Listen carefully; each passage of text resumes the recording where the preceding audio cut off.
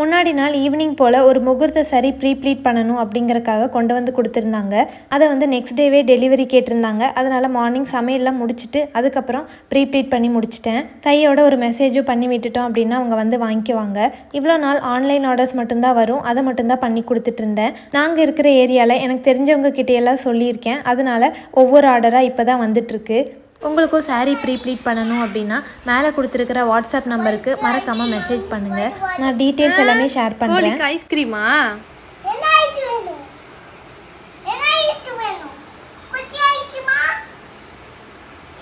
cone ஐஸ்கிரீமா